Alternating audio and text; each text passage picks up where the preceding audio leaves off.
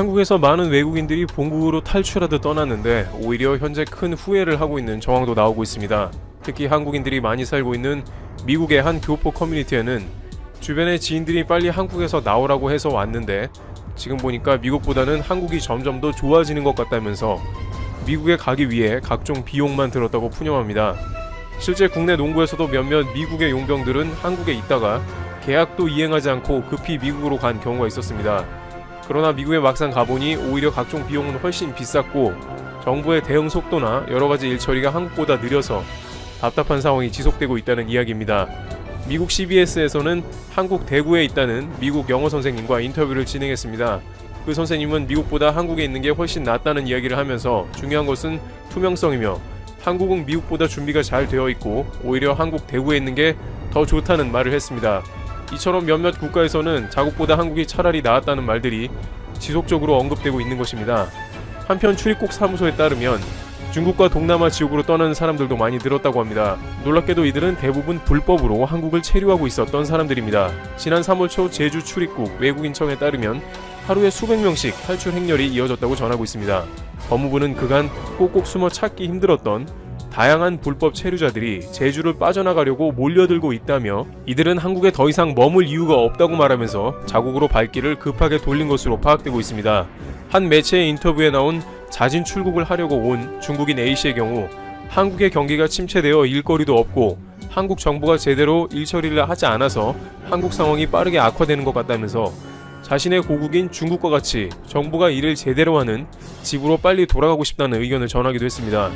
또한 중국에 있는 가족들과 주변 지인들이 빨리 한국을 벗어나라고 재촉하니까 더 이상은 한국에 머무르는 게 의미가 없다고 전했습니다. 반면 법무부에서는 내심 이런 탈출 행렬이 기분이 나쁘지만은 않은 상황으로도 전해집니다. 매년 중국은 물론이고 태국과 베트남 등 기하급수적으로 늘어가는 불법 체류자들을 색출할 뾰족한 방법이 없었고 국내에서 다양한 민원을 비롯해 언론 등에서 문매를 맞으며 불법 체류자들로 인해 소갈이를 하고 있었는데 이렇게 자진해서 나와 한국을 떠나주니 좋은 기회라는 것이죠. 법무부는 벌금 면제 및 재입국 보장 등을 해주면서 더욱더 적극적으로 불법 체류자들을 유도하고 있습니다. 제주도의 불법 체류자는 10,000명가량으로 파악되는데 이 중 약 10에서 20%가 빠져나갈 것으로 관측하고 있습니다. 또한 태국, 베트남, 유럽 등지에서도 빠르게 한국을 빠져나가 자국에 돌아가서 다행인 것으로 생각을 했으나 생각만큼 상황이 좋지 않은 것으로 전해지고 있습니다. 심지어 당국에 일 처리하는 것을 보니 한국에서 얼마나 철저하게 대응을 하는지 느꼈다는 말도 나옵니다. 프랑스에 거주한다는 한 주재원은 국내 모 커뮤니티를 통해서 한국에서는 다소 비싸지만 얼마든지 구할 수 있었던 물품들을 프랑스에서는 판매조차 하지 않는 경우가 대부분이라며 훨씬 더 열악하다고 전하고 있습니다. 국내외 언론에서는 한국 당국에서 서서히 상황을 안정시키며 이제는 점점 나아지는 국면으로 가고 있는 반면에 오히려 다른 나라들은 많은 어려움을 겪는 국면으로 가는 게 아니냐는 의견을 제기하기도 했습니다. 이와 같이 급하게 한국을 떠난 이들은 시간이 흐를수록 그리 좋은 선택이 아님을 체감하고 있는 상황입니다. 미국 밴더빌트대 윌리엄 셰프너 교수는 한국은 현재 경이로운 일을 하고 있다고 언급하면서 굉장한 속도로 그림을 완성해가고 있다며 지켜세웠습니다.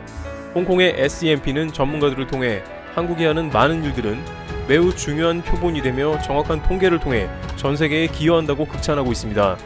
몇 년이 지난 뒤에 한국의 투명하고 신속한 일처리가 어떠한 평가를 받게 될지 귀추가 주목되고 있습니다. 트래블튜브 여기서 마치겠습니다. 그 어느 때보다 일본은 국제사회와 관계가 중요한 시점을 맞이하고 있는 것입니다. 하지만 현재 일본은 정반대로 가고 있습니다. 내년 여름 일본 도쿄올림픽의 마라톤과 경보 경기를 도쿄가 아닌 삿포로에서 치르는 방안이 강력히 떠오르고 있습니다. 경기 장소의 변경의 가장 큰 이유는 한여름 40도를 넘나드는 도쿄의 무더위 때문입니다. IOC는 지난 6일 막을 내린 카타르 도하 세계 육상 선수 대회에서 피해 사례가 속출하는 것을 봤습니다. 이 때문에 마라톤을 도쿄에서 삿포로로 옮겨 치르는 방안이 추진되고 있는 것입니다. 그러자 도쿄도 지사가 반발하고 나섰습니다. 내년 도쿄올림픽의 마라톤 경기 장소를 삿포로로 옮길 바에는 쿠릴섬으로 옮기자고 주장한 것입니다. 지난 17일 교도통신과 NHK 등에 따르면 고이케 유리코 도쿄도 지사는 시원한 곳이라고 한다면 평화의 재전을 국방 영토에서 하는 게 어떻겠냐고 말했습니다. 아시다시피 쿠릴섬은 러시아와 일본 사이 영토 분쟁 지역이어서 논란을 일으키고 있는 곳입니다. 러시아는 최근 일본과 평화협정 체결을 추진하며 쿠릴 열도는 절대 양보할 수 없는 자국의 영토라는 점을 강조해 일본을 곤란하게 만들었습니다. 지난 7월 주요 20개국 정상회의 때 일본은 낭쿠릴 열도를 일본 영토로 표기한 자료를 활용하자 러시아는 크게 반발했고 푸틴은 한 방송에서 쿠릴 열도 반환불가 입장을 확인하며 쿠릴 열도에서 국기를 내릴 계획이 없다고 단언했습니다. 도쿄도지사의 마라톤을 쿠릴 열도에서 하자는 주장은 러시아의 심기를 불편하게 할 수밖에 없었습니다. 또한 일본 아베 총리의 측근인 현직 관료가 야스쿠니 신사를 참배해 논란이 되었습니다. 지난 17일 아베 일본 총리도 야스쿠니 신사에 공물을 보냈고 에토 세이이치 일본 오키나와 북방영토 담당상이 야스쿠니 신사를 참배했습니다. 교도통신은 일본 패전일과 야스쿠니 신사 제사에 현직 강요가 참배한 건 2년 반 만이라고 보도했습니다. 강요 신분의 참배는 일본 정부 차원에서 침략 전쟁을 미화하고 정당화하는 것으로 해석될 수 있기에 논란이 되었습니다. 우리나라도 비판했지만 이번엔 중국도 강한 유감을 나타냈습니다. 경상 중국 외교부 대변인은 일본 일부 강요의 행위는 일본의 침략 역사에 대한 잘못된 태도가 다시금 반영됐다고 했습니다. 과거 중국 외교부는 아베 총리의 공물 복납도 반대한다면서 일본이 침략 역사를 반성해야 한다고 비판한 바 있습니다. 일본 내부에서도 참배에 신중했어야 했다는 비판이 나왔지만 18일 극우 성향의 의원들이 집단 참배를 강행했습니다. 일본 여야 의원 98명이 참배했는데 작년보다도 27명이나 많았습니다. 그들 모임의 명칭은 다 함께 야스쿠니 신사를 참배하는 국회의원 모임이었습니다.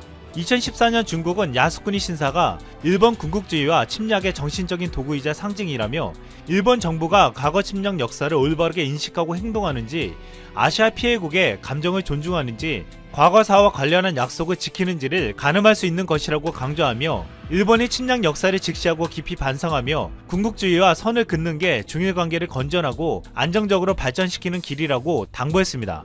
일본은 지금 우리나라를 비롯해 중국과 러시아 등 주변국들과 갈등을 조장하고 있습니다. 계속 일본이 이 같은 행동을 멈추지 않는다면 도쿄올림픽은 평화의 축제가 아니라 불편한 축제로 기록될 것입니다. 중국의 SNS 웨이보에서 가장 뜨거운 논쟁은 쓰레기 같은 외국인은 필요 없다 라는 주제에 관한 것입니다.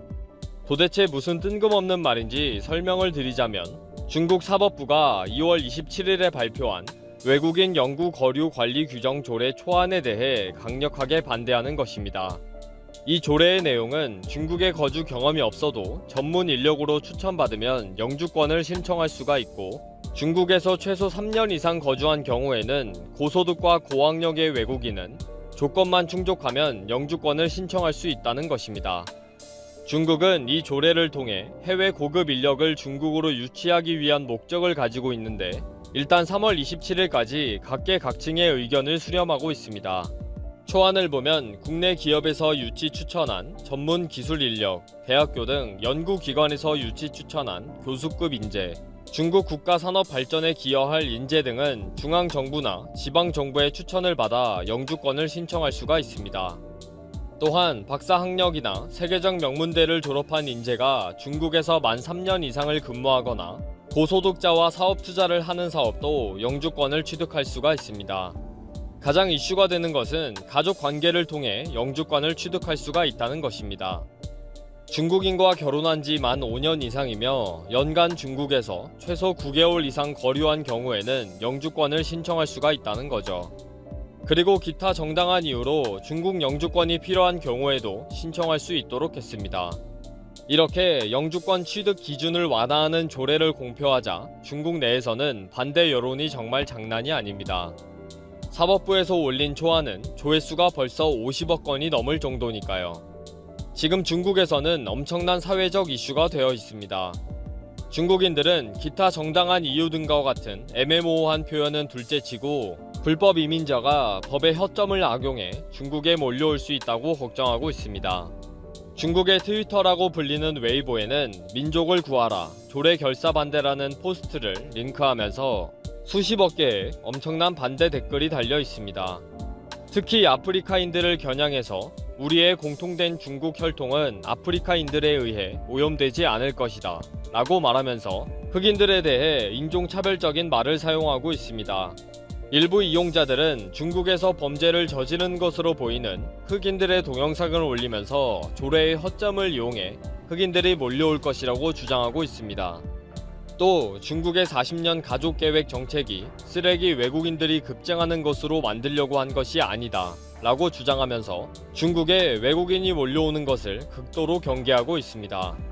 이와 맞춰 진행되는 캠페인에는 중국 여자는 중국 남자와 결혼을 해야 한다 라는 것이 있는데 벌써 몇억 명이 조회를 하면서 공감하고 있습니다. 그들은 쓰레기 같은 외국인들이 중국 여자와 결혼을 해서 중국 영주권을 신청할 것이다 라고 걱정하고 분노하고 있는 거죠. 중국 정부는 그동안 중국 내에서 이루어지고 있는 수많은 프로젝트에 외국의 학생들과 인재들이 파견을 나와서 진행을 해왔기에 이들의 영주권 취득을 수월하게 하면서 국제적인 영향력을 확대하기 위한 목적이 있었습니다. 특히 이번 세계적인 악재로 본국으로 귀국하게 되면서 중국 내 인프라 프로젝트의 진행이 심각한 악영향이 있었습니다. 결국 중국은 외국인 인재들을 수용하는 정책이 절대적으로 필요한 상황에 처한 거죠. 중국 정부의 이러한 고민과는 관계없이 웨이보 등에서는 나라를 구하자, 중국은 이민자 국가가 아니다, 중국의 혈통을 지켜야 한다 등의 논쟁이 치열하고 인기 있는 티벳쇼에서도 논의가 되고 있을 정도입니다. 중국인들을 자극하고 있는 글 중에는 이 조례로 저질의 자본주의를 실천하는 외국인들이 몰려와서 중국의 부를 약탈하고 그들의 부를 축적할 것이다 라는 내용도 있습니다. 이렇게 예민하게 흥분하는 중국인들은 중국은 부유한 선진국이며 가난한 외국인들이 몰려와서 공짜로 혜택을 누리는 것은 안 된다, 중국인만이 중국에 장기 체류할 수 있다 라는 것입니다. 이게 말이 됩니까? 설득력이 있나요?